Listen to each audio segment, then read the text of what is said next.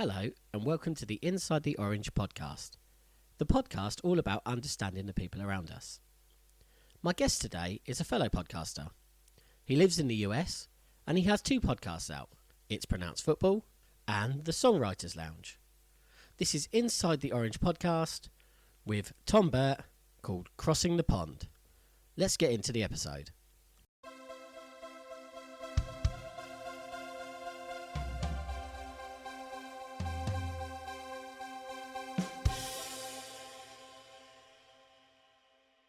So my guest today is Thom Burt. He is the co-host of the Songwriters Lounge podcast and the It's Pronounced Football podcast. So Thom, welcome to the show.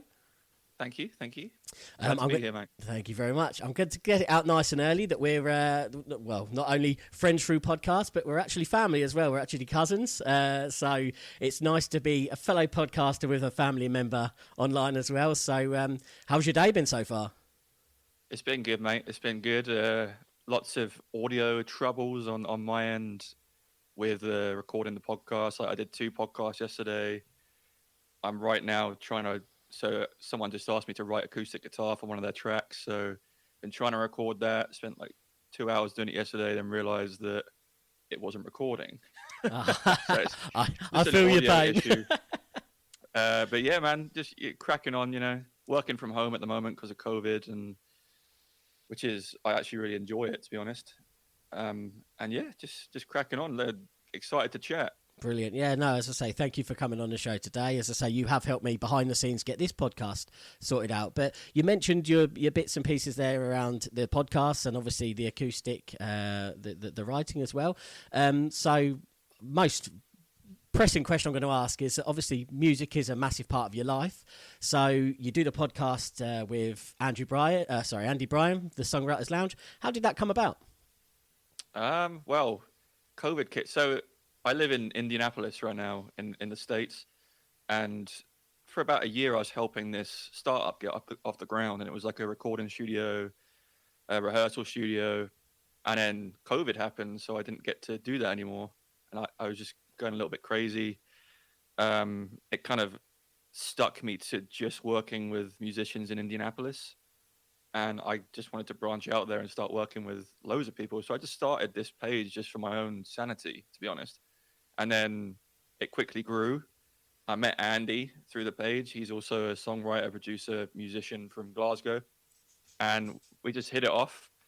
And I was like, hey, we should just start a podcast. And he was into the idea, and here we are now. We're like almost 2 months in. We just recorded our 9th episode, and we've worked with songwriters from complete beginners to like Grammy award-winning songwriters. So massive spectrum. It's for everyone. It's for all songwriters and musicians, and you'll get to hear some new music, which is always fun for us being the hosts. We get to listen to new music every week, and it's just a lot of fun, man. And it's something that I never thought I'd get into, podcasting. But then you realize you're just having a chat with a mate about something you love. So it's like, and if people want to listen to that, then I'm all in. Like, I've only been doing Songwriters Lounge for 7-8 months now, but loving it, man. I mean, I'm hoping it will really take off in the next couple of years, and we'll see where it takes us. But yeah, it's exciting, man. Yeah, it's really good. So, listening to your show, you're very much and this is no disrespect to Andy or for yourself, Andy's very lyrical, and you're much more the music. Is that fair to say? Andy is just the lyric man. He used to be a vocalist in a band, very good lyricist and songwriter himself. So even though I noticed the lyrics, I think that's Andy's the main. Like, he just picks it out and it touches him every song he listens to, which is awesome for someone like me, because he'll pick something out of a song and I'll think, wow, he's absolutely right. We were actually laughing on the episode we just filmed, because we pick out very similar things, because we don't, I hate to say critique. So we listen to new songs and we speak about what we love about it, and then we like do like a quote unquote critique, but it's not a critique. It's like, in this world, if I have a song I want to release, I'll send it to up to 10 people and just be like, listen, rip it apart. Tell me what you like and what you don't like. And that's how you grow, and that's how you learn maybe I produced this a bit funny. Let's go back and do it again. Or maybe, there's a better kick drum sample I could use, or a lead line I could add, or something. And that's what we're trying to create an atmosphere for. Just that nothing is negative. So we'll listen to a song, and I'll say, I very much do pick out the music other than the lyrics, unless the lyrics are outstanding, which we have had a few that the lyrics are just unbelievably good. But I really listen for the music, and it's just where my ear goes. And not being a singer myself, it's just something that I connect with the lyrics, of course, but the music, if the music's good, I'm all in. And it's the same for Andy, but I think Andy does pick out lyrics better than I do. And it's one of those things where, like, it's a great partnership, because he'll pick that out and then I'll pick something else out, and he'll be like, whoa, I would have never picked that out, and vice versa. So we just bounce off each other nicely.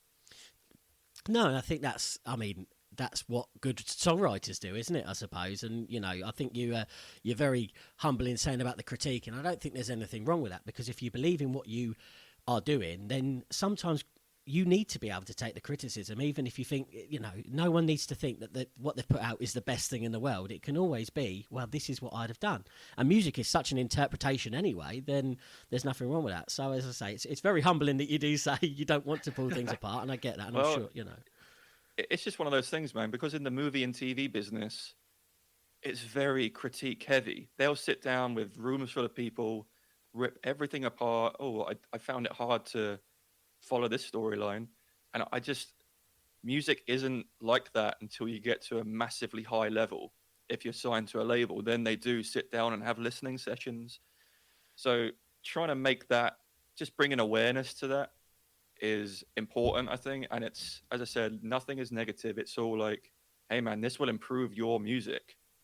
So, everyone's got a different ear, different opinion.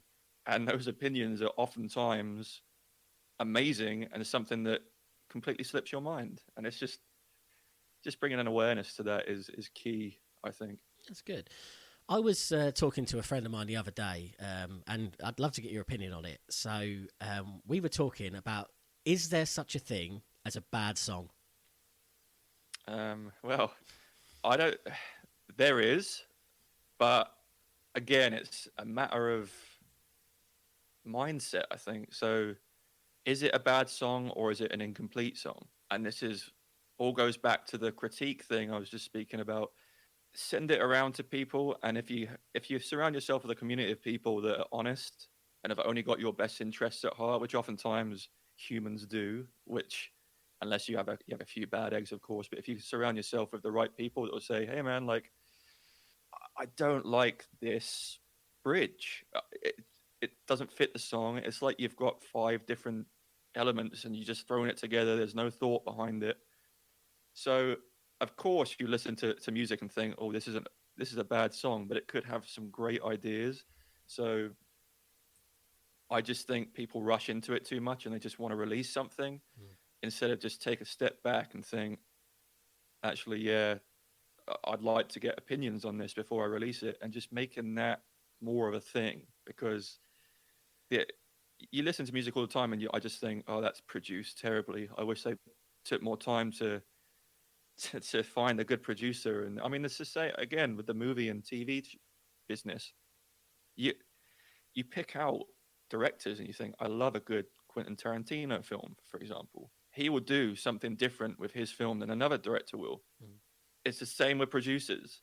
Like, producers don't get enough love because of what they can add, and they could that very much. If you've been in a real recording studio with a real producer and you play something, they will just, and it hits you really hard at first, and you your pride takes a massive knock when they're like, I don't like it. Happened to me in my old band when I was a drummer. Sat down with a guy that's produced hit after hit after hit. I'm playing my drums. He's like, you know what? I don't like that beat, and you're not playing it well. Stick to a beat that you can play well. And of course, you're like, whoa, did he just call me a bad drummer? But no, what he was doing was saying, like, this mic will pick up everything you do wrong, and guess what? I can't fix it. Stick to something you're comfortable with, and it will sound 10 times better. And if you get in the process of taking these criticisms and critiques of certain bits on board and think actually he's absolutely right, yes, then it comes down to that. I think it's all mindset, but of course, like you'll hear a song and think, yep, maybe this isn't the best. But I struggle to find a really bad song. I just think it's incomplete. Oh, fair enough. That's honest of you to say. So, which songwriters and musicians inspire you? Who do you look at as the Premier League of these guys? Freddie Mercury, Oh, good man. Well said. Brian May. To be honest, all four of the Queen members, Roger Taylor, John Deacon. I think they're unbelievable, unbelievable. John Mayer, more recently, I think is a fantastic songwriter. Again, very thoughtful in his process. If you ever watch one of his like seminars, he thinks through every single aspect of the song. There's a guy in Nashville called Brett James. He writes music in all kinds of genres. Just fantastic songwriter. But for me, like it's the same. If someone asked me who do you think the best musicians are in the world and best songwriters, they're two different things. But songwriters, I just can't get away from how much of a work of art Bohemian Rhapsody is. So I will always say Freddie Mercury is my favorite songwriter. Yeah. There's something about Bohemian Rhapsody, as I say, even now, I think it's still such a complex story or whatever, I don't ever think they've ever released what it's all about, but I believe it myself to be about 6 songs into one song. Yeah, I think so. That tells I a think story. he had like ideas, yeah. And then if you listen to like the behind the scenes stuff, and there's like a video where Brian May takes you through each track in the recording session, and he's like, this is a bit where Freddie was like, Brian, you can just do a solo here, and it like without the solo, it's so not the same. So it really is an instance of all 4 of those guys adding everything, but the original inspiration is Freddie Mercury. And I suppose from a production level, with Bohemian Rhapsody, it is very layered, isn't it? As you say, there is a bit, there is so many parts to the song, overdubbing. I mean, it's an amazing song, but did they run the risk there of ruining it with too much, or what do you feel about that? Maybe, but the good thing is they recorded everything on tape. Now it's like it would be too much if it's in software, I think. But because it's tape and it like they had with tape, there's no auto tune. You can't fix the time. So they had to be incredible musicians.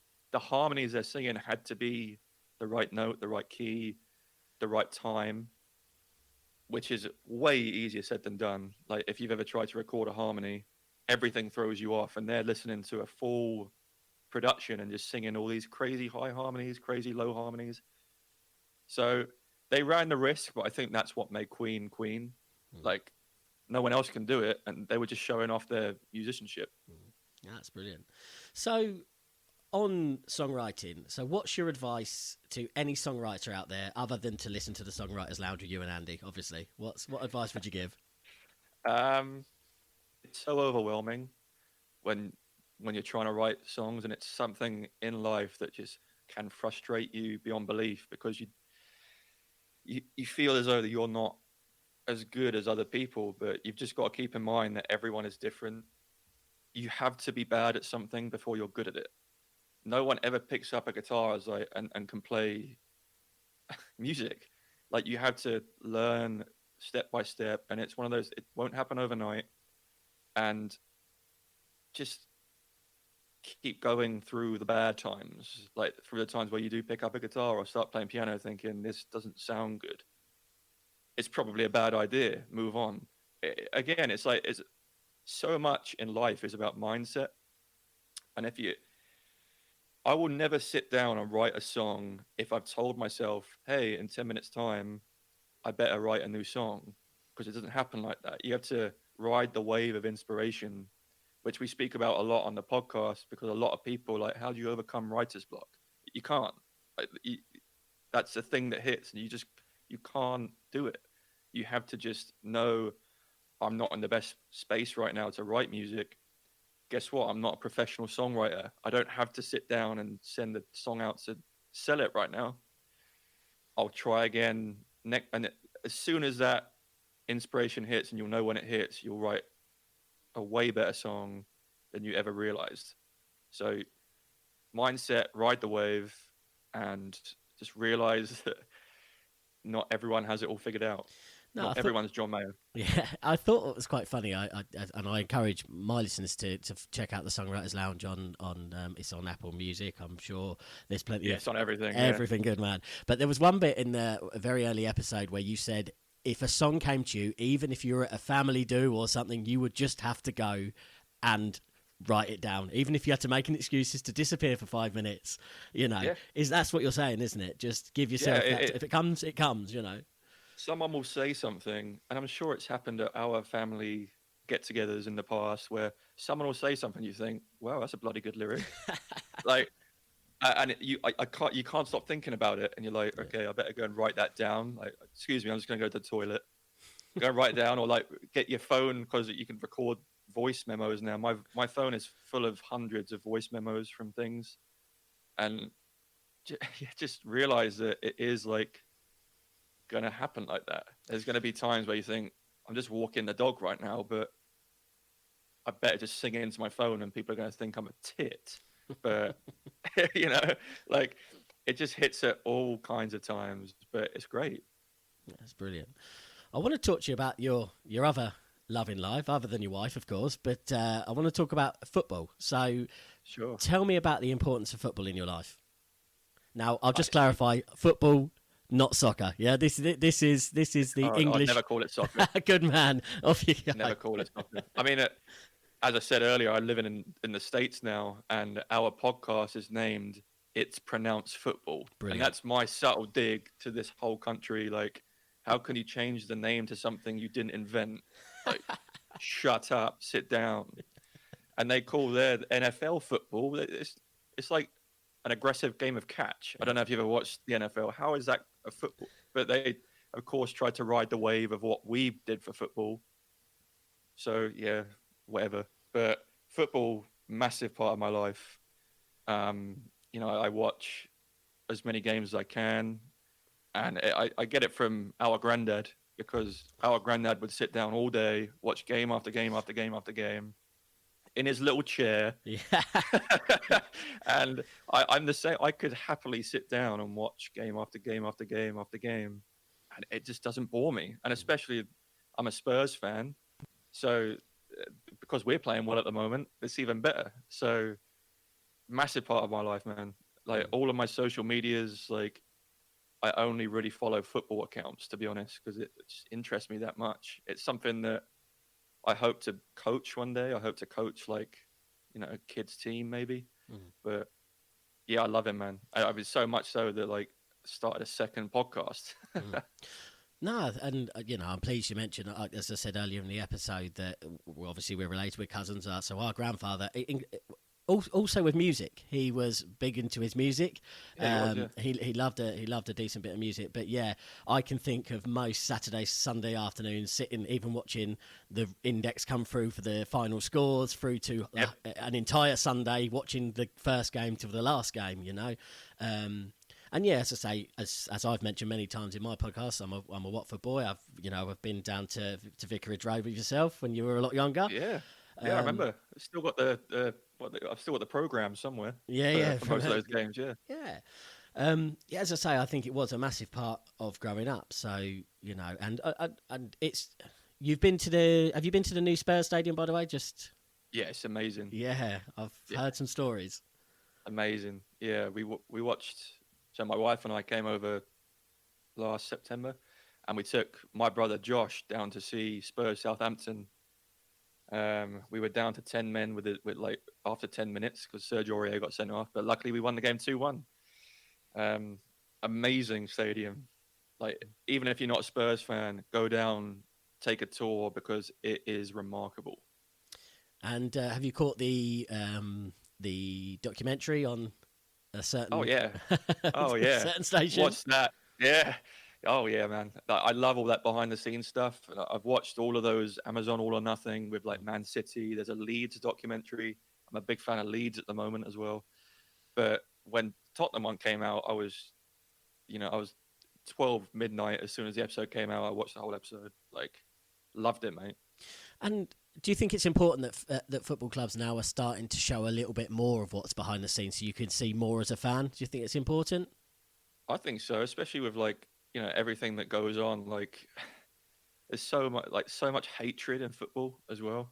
Like, you hate the other team, but you've got to realize that they're just normal guys. Like, yeah, they get paid an awful lot of money, and they're just incredibly good at this sport, but they have families they have to go home to. And I just saw something this morning that obviously the Jordan Pickford on Virgil van Dijk horrible challenge should have been sent off and punished, but he's had to go out and hire bodyguards because the Liverpool fans are like threatening his life. It's like, yeah, it's a mistake. It's a bad challenge, but he didn't do it to hurt him. Probably, I don't know. I don't know what his character's like, but I'm sure he didn't. No, and it's a competitive game, isn't it? As again, I'm sure no player goes out to, potentially end the career of another player. As in, no one would do it in any other walk of life, But yeah, I think sometimes, and again, it's different because obviously it was a derby, so I think a lot of heightened things get into those kind of scenarios, don't they? And games, and I think it's more comes out of afterwards than just an innocuous clash.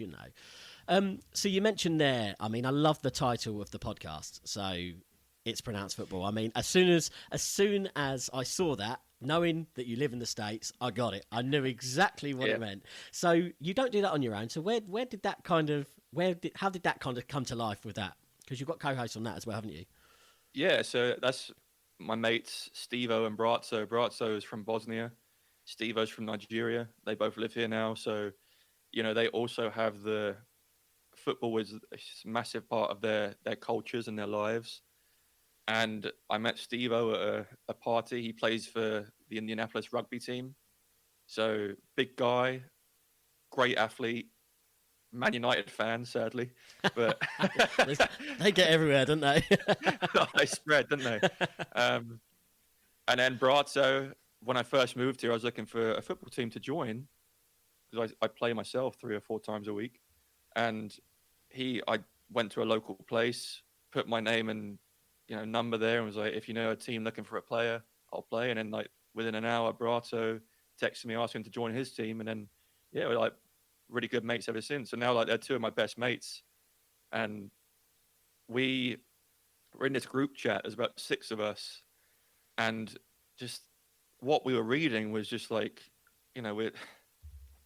we all know a lot about the sport and a lot about the league, and we were just like, we should just start a podcast because we're chatting away and getting this heated. We also like Brato's a Chelsea fan, I'm Spurs, Steve-O's United, so there's clashing thoughts and feelings there, and it just makes for a fun environment for us just to sit down and chat to your mates about football.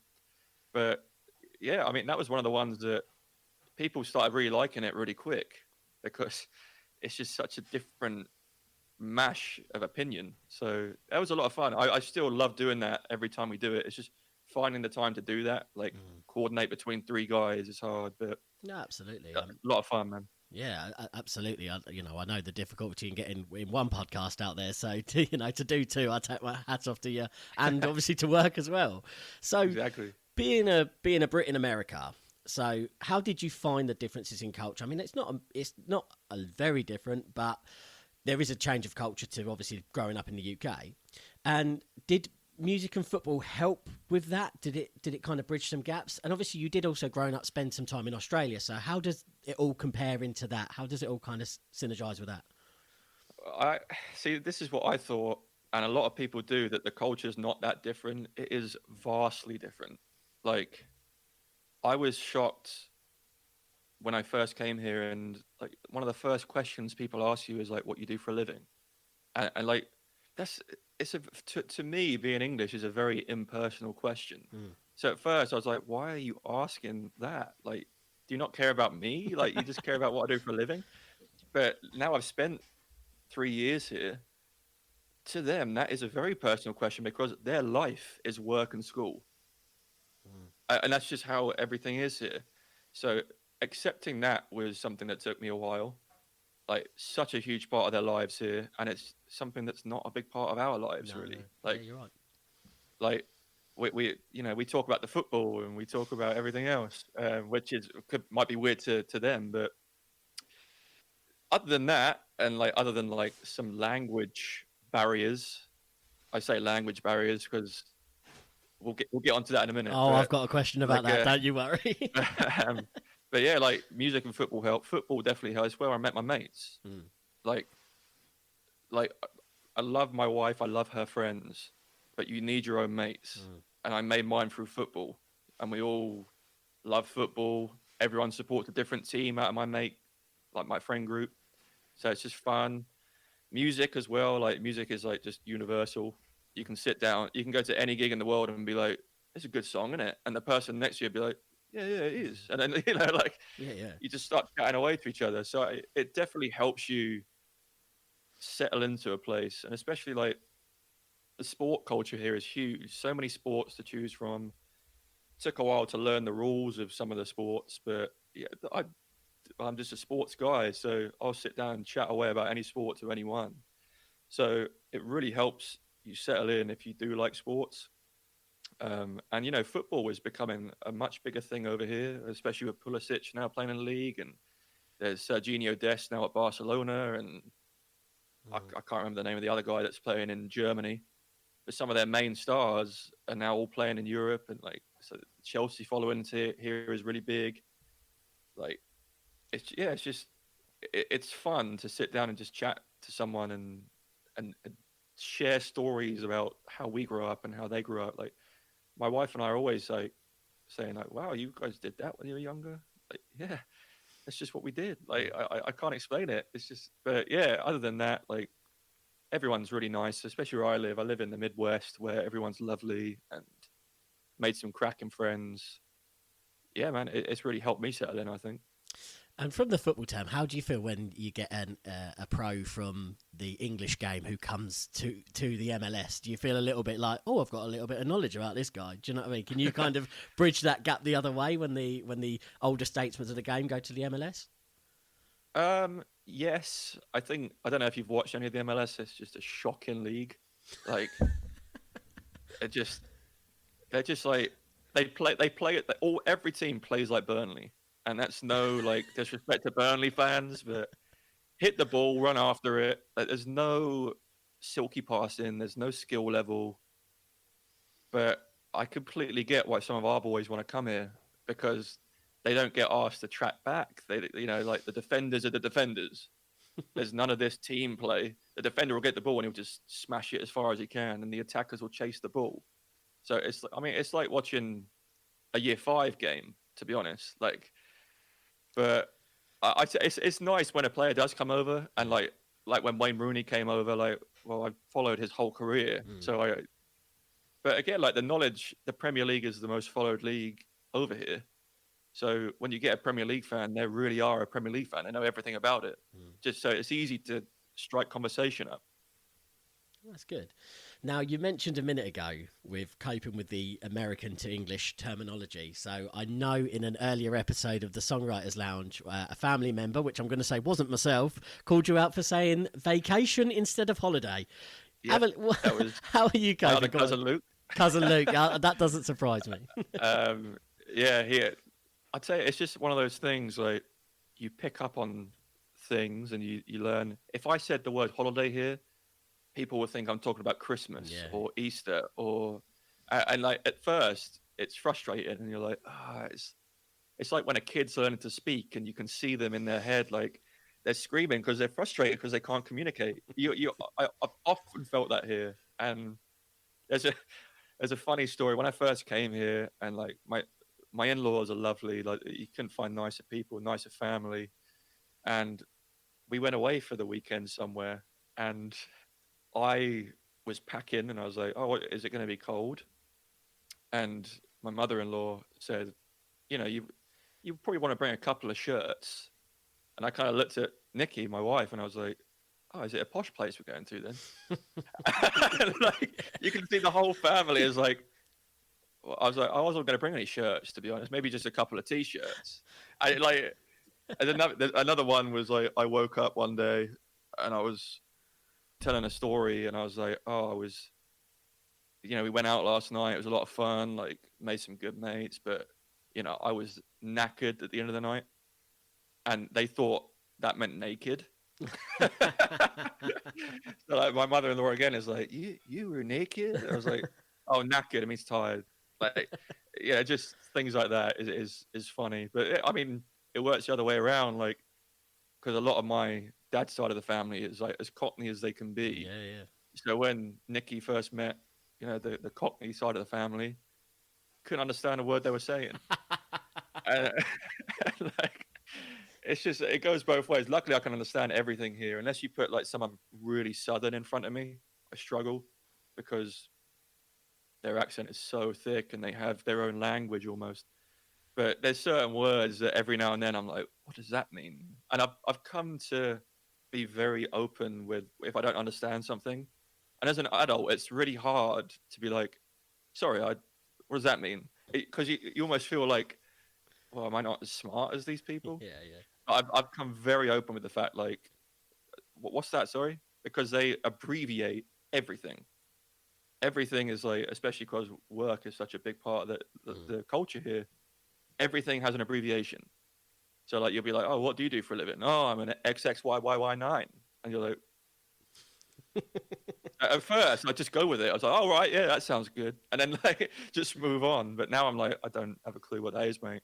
So, care to explain? But everything is abbreviated. That's another thing that I noticed. Like EMT, see, like everything is like has like 3 letters attached to it or 2 letters, and they all know what it means. And I'm like, God, I don't know. And so I've got a lot of English mates here that are all the same. They're like, I don't know what that means, mate. And you can see it's such shock in their eyes when you're like, what is an EMT?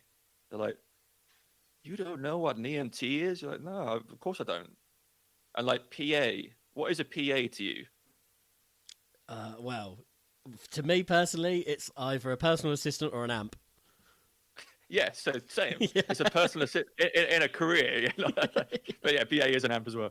But PA to me is personal assistant. So when I came here, PA here is physician's assistant, which is like a nurse, which takes 7 to 8 years of schooling. My sister-in-law is a PA. So when I came here and I was like, oh, what are you studying at college? She was like, I'm studying to be a PA. And I just laughed and I was like, you don't need to study for that where I'm from. Like, it's one of those things you can just pick up in a day or two.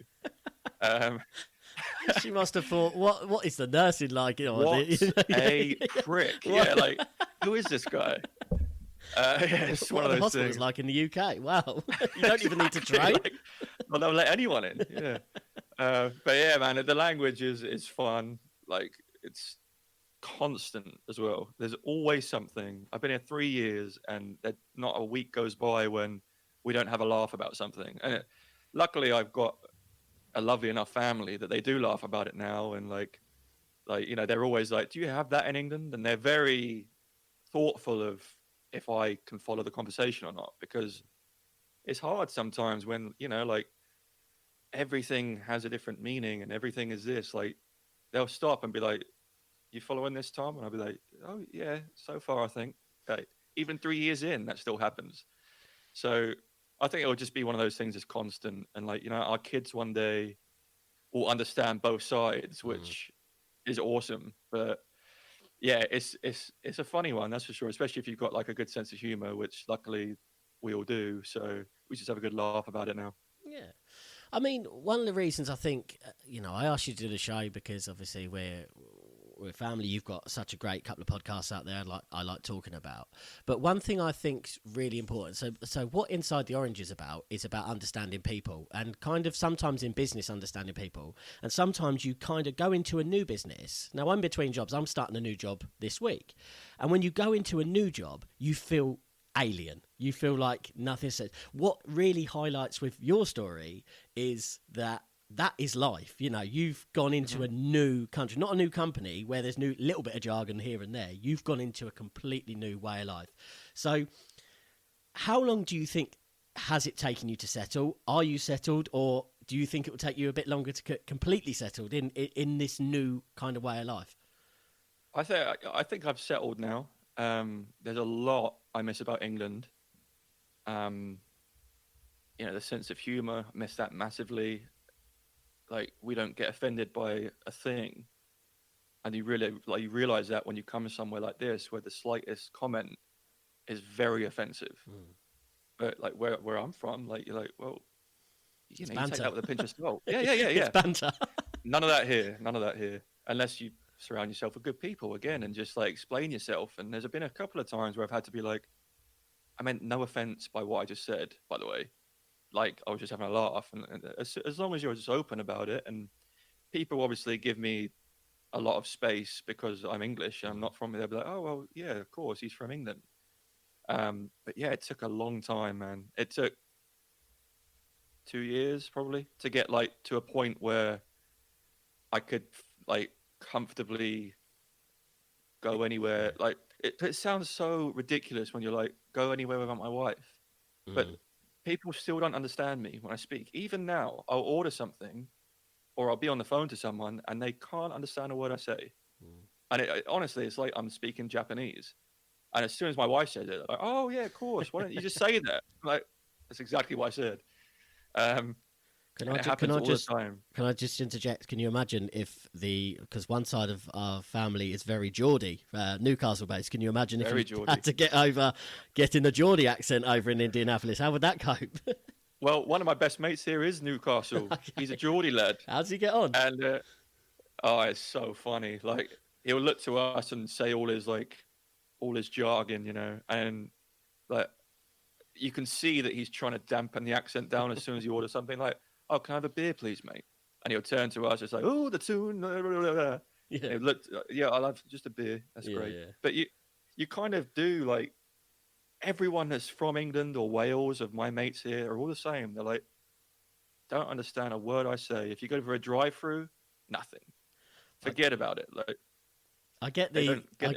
I get the kind of impression. I'm going to say a film. I don't know if you've seen it, but Hot Fuzz, where they had the police film with not Nicholas Pegg, so Simon Pegg. Yes, Simon Pegg. Yeah, Yeah, and where Nick they Frost, have to right? get Yeah. a translator for the guy that speaks in the country accent for everyone to understand. Is that kind of what it is? Yeah. Someone looks to their left and says, "Yeah, no, you explain it." Yeah, it's weird, man, because some people no problem, others all the problems in the world, and you can tell as soon as you start speaking, like this guy has no idea what I'm talking about, but I can't stop talking now. Yeah, it would look Like, weird. Yeah, and everyone's so polite here, so they're just like, yeah, yeah, and you're like, yeah, he did not understand. I just asked him a question. He's like, yeah, good, yeah, and like, they'll just like look around, but they do try. Even like sometimes, Nikki, my wife, will be like, "What did you say?" I'm like, "What does that mean?" I'm like, "Oh, yeah, sorry, I yeah, completely lost my train of thought there." But yeah, it is like it's one of those things where it can be uncomfortable going somewhere new, and you're like, "They're not going to understand me." Or like, there's one time like Nikki's got two younger cousins. One of them understood every word I said, and was like, "Wow, you sound like a movie star." And I was like, "Oh, cheers, mate." Told me I sounded like Peppa Pig. I was like, "Thanks, mate." And then another one, like I was like, "Hey, bud, like you just building some Lego there? What are you building?" And I said two or three things to him, and he just turned to his dad. He went, "Dad, I don't understand him when he speaks." And they're like, "You can't say that out loud." I was like, "Oh, that's funny. What? That doesn't offend me at all." no, I bet But you yeah, look. it's just certain things. No, I bet you look sometimes. I am in America, aren't I? Do you know what I mean? Yeah, We sometimes speak I'm the like, same language. yeah, this is the same language, guys. Like, I'm speaking it right if I want to point that out. Oh, now you're opening a can of worms, haven't you? But yeah, man, it's funny. Like, it's again, like we're as an English people, we just get it. Like, we just very understanding. Like, nothing will ever hurt my feelings. Nothing will ever insult me. But you just have to laugh with some things. Like, oh yeah, that kid doesn't understand me. Better not speak to him again. It's just like he doesn't understand a word I'm saying, and it's funny. But then, like when they come to England, everyone gets it because we watch American movies and Mm. TV shows, and they really do. A lot of people still think that the Queen's English is how we speak and act. Yeah, I think that's a And real like, common misconception with a lot of people that come to live and work in the UK is they expect us to speak like that. And people who I've worked with in the past coming over from countries like Romania, Poland, and they say you don't speak like we thought you did. And it's like, yeah, I know. You know, yeah, we're yeah. such a regional place that's so many dialects. Also, like, you realize how aggressive we are as a people. Like, very few fights. I've never seen a fight. But you go out on a Friday, Saturday night, like where we're from, you'll see two or three fights probably, especially in Luton, where I'm from. Like, awful place to go. Yeah, But I think. and I was, sorry, yeah, I no, I was was going going to say I think it's calmed down in the last 3 years. It must be you, mate. No. yeah, maybe I'm riling people up. I don't know.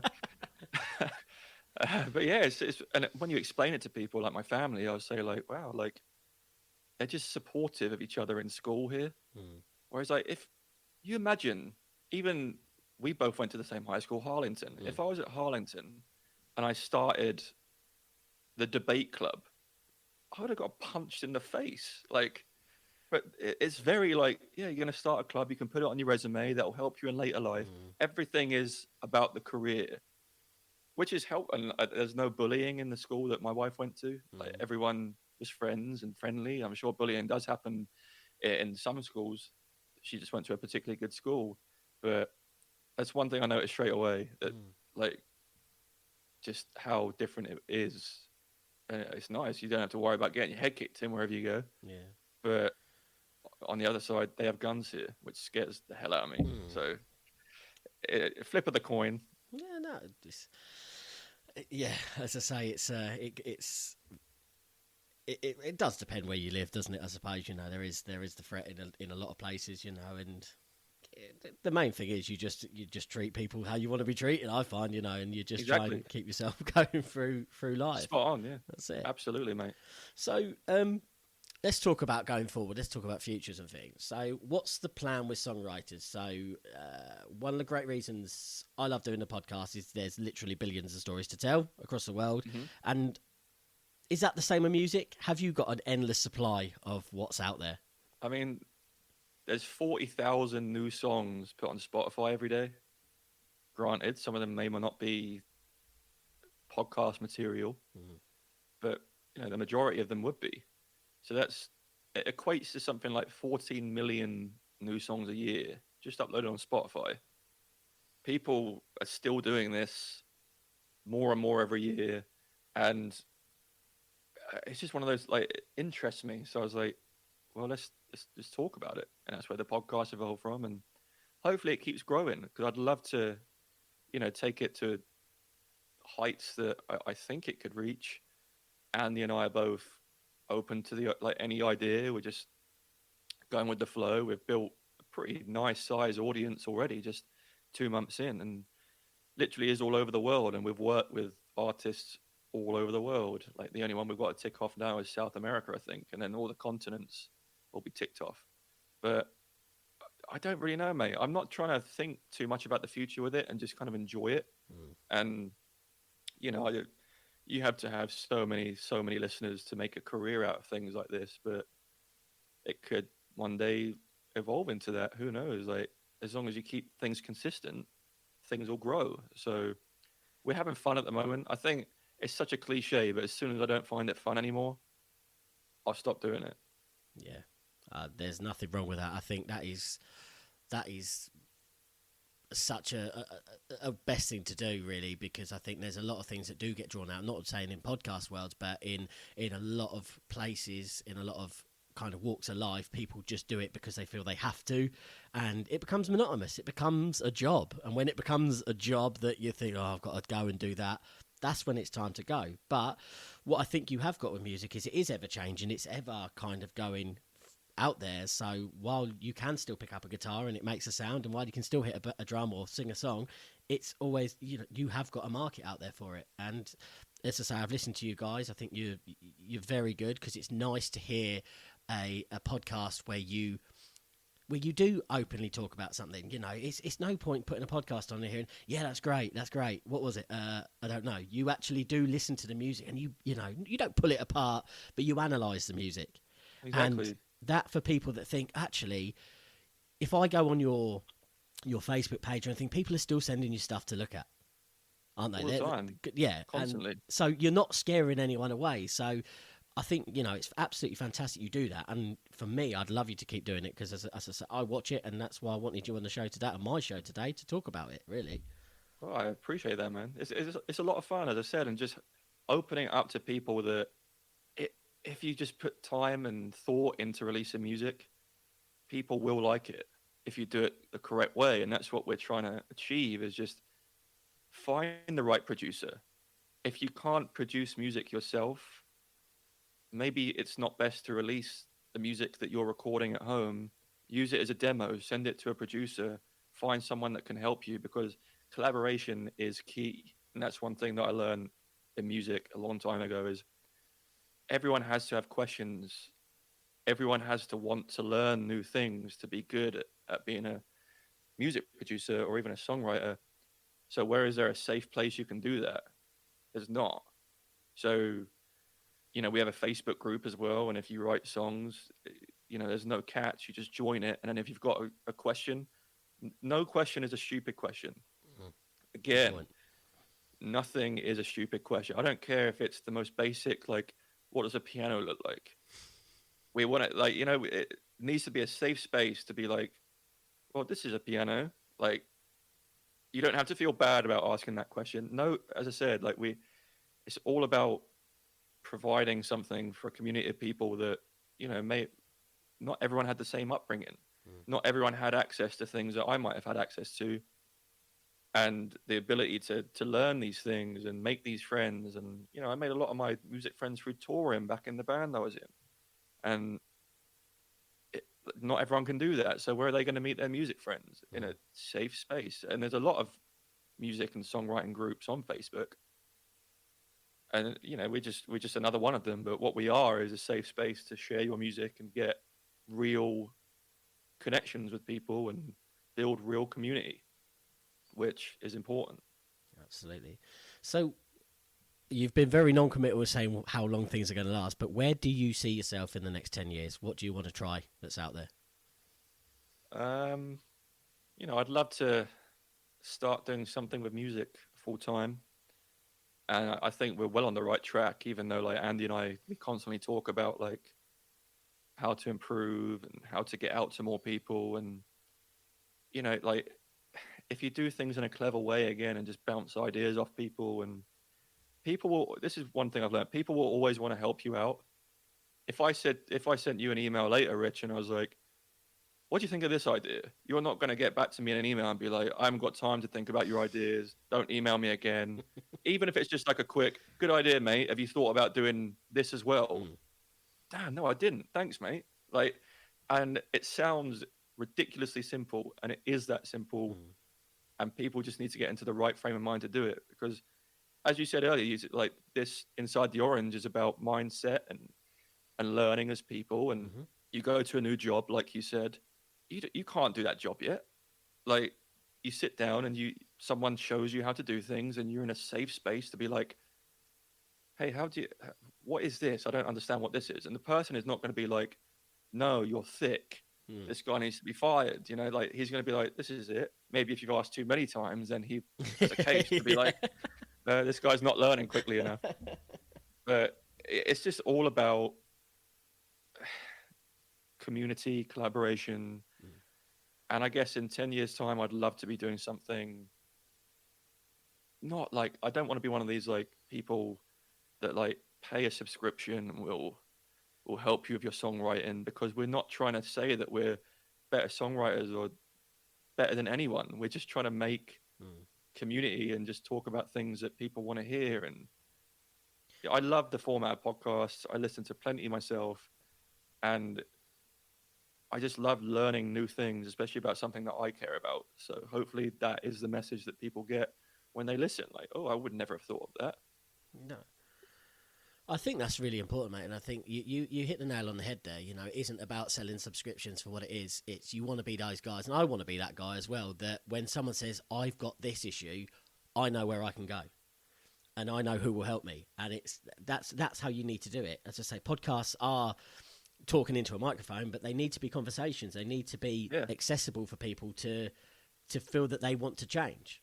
And we're not sitting here in front of a brick wall saying, no, this is how we do it and it's right. But the idea of the podcast is, get involved, get involved and do it. And again, I can't rate you guys highly enough. I've listened to your shows, and it just for someone like myself, I've never written a song in my life. All right, I've never written a song, but I can enjoy it and I can listen to what you guys have got to say. So I ask my listeners, go and check it out if you're interested in songwriters. Even if you're just interested in music, check these guys out because they do care about music, and that is what comes across fundamentally with what you guys do, 100%. Well, I'm glad that's what comes across because that's exactly what we try and attain to people to listen to and think we're not trying to be arrogant. No. We're just, here's a song, let's listen to it, and let's make people feel open to the concept of these guys aren't being nasty. They're just saying, so what I always say it on the section where we start critiquing, I'll say, this is not a critique. This is, if I was in the songwriting session or the production booth, this is what I would do. And to have people be like, that's a good idea. Or, nah, I kind of like it the way it is. Yeah. Everything is opinion. Yeah. Nothing is a bad idea, but people have different ears and different tastes and different ideas. So, collaboration, man. And that's it. That's how it is. Well, as I say, it's been absolutely brilliant to talk to you today. As I say, it's across the pond, as it were. We can see each other through the camera I've got in front of me here. But, keep doing what you are doing. You guys, as I say, you are making a difference. And again, the It's Pronounced Football with that podcast as well, it does talk to people, even people like me who know it's pronounced football because I'm from the UK where we call it that. Yeah. But it's good. And as I say, if it does just help someone else in your position even, someone else who has moved abroad, who needs that little bit of home comfort sometimes, even if it just helps that one person, it's absolutely fantastic. So, Thom, thank you so much for coming on the show today. Pleasure. As I say, Pleasure, guys, just for they've heard enough of me saying it. So if you're happy to just give a couple of plugs of where they can find your work and social medias as well, by all means. Sure, yeah. So we're on like all the normal social medias, Instagram, Facebook. Songwriters Lounge is the music podcast and community. Everything you need to know, you could go to songwriterslounge.net. We're on Spotify, Apple Music, Apple Podcasts, Google Podcasts. You can just type in Songwriters Lounge. We're the only one that comes up. And then It's Pronounced Football is literally, that's what it's called. It's Pronounced Football. Again, Spotify, Apple Podcasts, Google Podcasts, Facebook, Instagram, you'll find us. Please reach out. Like if you have a question, love to hear it, answer it. And hey, I'd love to get you on the show. So just reach out. No question is a bad question. Brilliant, mate. Thank you so much for your time today, buddy. And as always, with my guests, goodbye and take care. Thank you, my friend. Thank you, You bud. too. Thank you. If you've enjoyed today's show, then get in touch at insidethisorange@gmail.com. Find us at www.insidetheorange.co.uk. You can follow us on Instagram on Inside the Orange or on Twitter at OrangeWatts. As always, if you do enjoy the podcast, please leave a like, subscribe, and we'll see you next time. Thank you so much. Goodbye and take care.